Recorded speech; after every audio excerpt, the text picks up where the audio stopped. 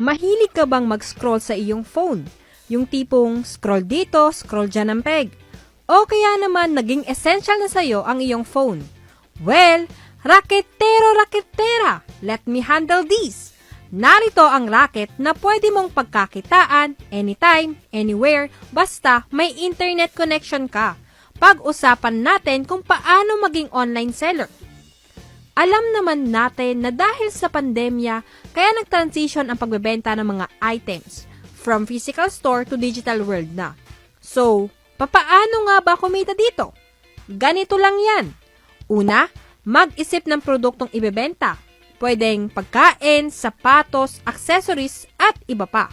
Ikalawa, maghanap ng supplier. Dahil ang main point dito, kinakailangan mo ng produkto to satisfy your customers. Ikatlo, mag-set up ng social media accounts. Para saan nga ba ito? Well, syempre, dito ka magbebenta ng iyong products.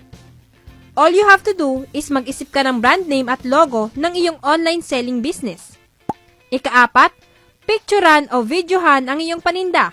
Dito, you can create advertisement videos, teasers para alam ng mga potential customers ang aabangan nilang produkto sa'yo. O kaya, create posters. But, make sure na presentable and pleasing to the eyes ang iyong mga pictures. O kaya naman, posible ka ding mag-live selling. Ikalima, lagyan ng price ang iyong product. Just make sure na hindi ka lugi. At, panghuli, humanap ng courier. And this way, hindi na ikaw ang magdi-deliver ng product sa customer mo. And then, boom! May racket ka na.